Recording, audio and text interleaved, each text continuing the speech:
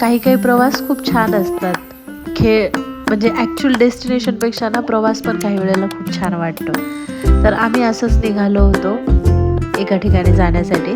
तुम्हाला पुढे व्हिडिओमध्ये दिसणारच आहे, म्हणून व्हिडिओ शेवटपर्यंत बघा. आणि हो, चॅनलला तुम्ही सबस्क्राईब केलं नसेल तर सबस्क्राईब करा. तर आम्ही जातोय ताडोबातील एका गेटवर, कारण आमची जंगल सफारी आहे नेक्स्ट डेला म्हणून. तर त्या रोडला जात असताना असे इतके मस्त शेती हे ते इतकं छान आहे ना, आणि मेनली तिकडे ना भाताची शेती होती. तर खूप छान वातावरण होतं. आणि आम्ही बदनापूर जे गाव आहे ॲक्च्युअलमध्ये तिथे पोहोचलो, आणि बदनापूर गेटवरून आमची एंट्री होती.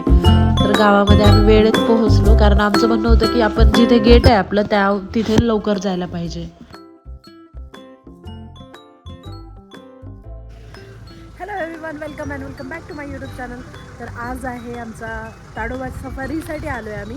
आणि फक्त आधी सफारीचा गेट कसा आहे ते पाहण्यासाठी आलो. म्हणजे अर्ली मॉर्निंग सफारी आहे, तर सकाळी धावपळ होईल त्यासाठी येऊन आम्ही चेक करत होतो. आमचा निहाल आणि आमची गाडी. सफारीचा फीडबॅक फॉर्म अँड ऑल, हे असं त्यांचं ऑफिस आहे. ताडोबाच्या सफारीच्या इथे प्लास्टिक नाही चालत, काय म्हणतात, कॅमेरा म्हणजे फोन नाही चालत, कॅमेरा तुम्ही घेऊ शकता. असं ऑफिस आहे. आणि हे आहे बदनापूर गेट. इथून सकाळी 6 वाजताची आमची सफारी आहे.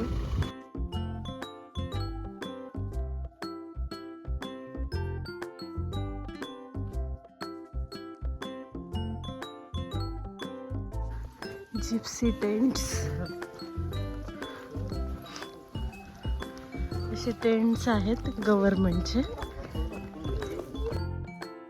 आम्ही आमचा स्टे आणखी काही बुक केलेलं नव्हतं, त्यामुळे म्हटलं इथे जवळ दिसतं आहे, आणि टेंटचा कधी एक्सपिरियन्स आम्ही घेतला नव्हता, त्यामुळे आमचं चाललं होतं की चला बघायचं. तर ह्या अशा टेंट होते, म्हणजे 2 टेंट आम्ही पाहिले. तर एक ॲक्च्युअलमध्ये रूमसारखंच होतं, ज्यामध्ये बेड, कूलर, जे बेसिक ॲम्युनिटीज असतात, जसं की कबड आहे, तुम्हाला साईड टेबल आहेत किंवा टेबल अँड चेअर आहे, ह्या सगळ्या गोष्टी तिथे होत्या.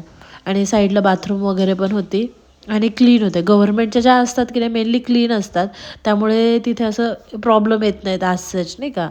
आणि दुसरीकडे जर गेलो असतो ना, तर आमच्या गेटपासून ते जरा लांब होतं.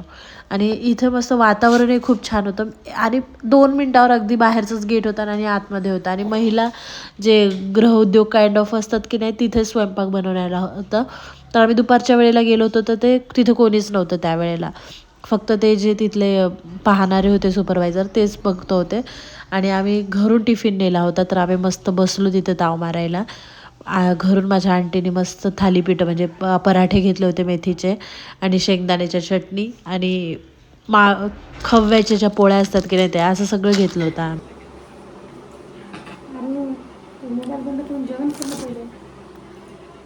या जेवायला.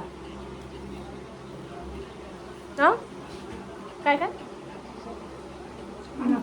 नागपूर नाही, इकडून पांढरकवड्याहून आलो, तसं आम्ही पुण्यावरून आले.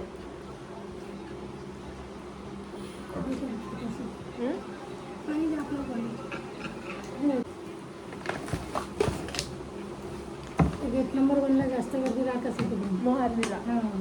गर्दीचा विषय नाही, तिकीट 3 महिने आधीच बुक होते. हो का?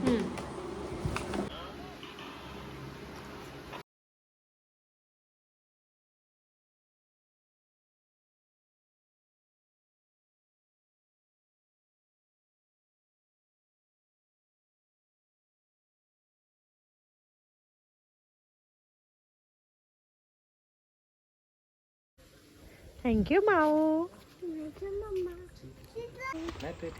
जाऊ दे, तर काय पासच म्हणते.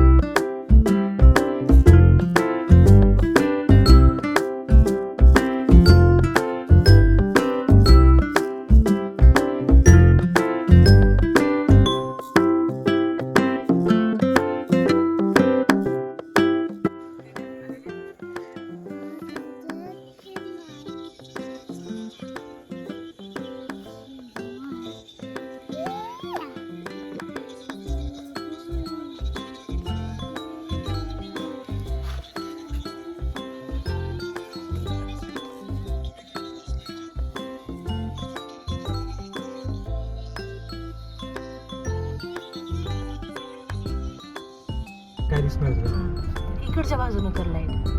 निहाल हे बघ तिथं बघ आधी तिथं.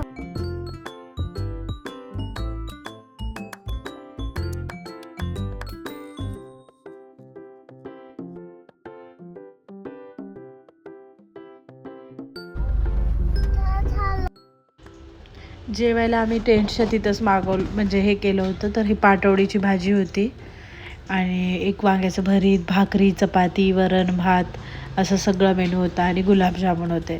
तर जेवण खूप छान होतं आणि रेट पण रिजनेबल होते. 200 रुपये थाली काहीतरी होतं हे. तर छान वाटलं आम्हाला. तुम्ही बदनापूर गेटला गेले ना तर जेवण तुम्ही इथं ऑर्डर केलं तरी खूप चांगलं आहे. बाहेर खाण्यापेक्षा ना एकदम घरगुती ऑथेंटिक तुम्हाला खायला मिळेल. तर छान होतं. तर तुम्ही नक्कीच ट्राय करू शकता. आणि पावसाचं थोडंसं वातावरण झालं होतं. बदनापूर गेटच्या तिथेच हे रिसॉर्ट नाही म्हणता जमणार आहे. जिप्सी टेंट म्हणून आहे. गेटवरच आलं ना लेफ्ट साईडला तुम्हाला गार्डन दिसेल आणि तिथं अशा हे आहेत टेंट्स आहेत. मस्त आहेत. अफोर्डेबल नाही म्हणता जमणार. ठीक आहे, ओके. एवढे पण काही रेट जास्त नाही आणि इतक्या पण कमी नाही आहे. 2,500 ठीक आहे, कारण रेट इतके आहेतच. आमचं निहालू झोपून आहे तिथं. असे टेंट्स आहेत आणि बॅक साईडला वॉशरूम आहेत. क्लीन आहेत टेंट्स आणि पावसाने आमचा पूर्ण मजा किरकिरा केला.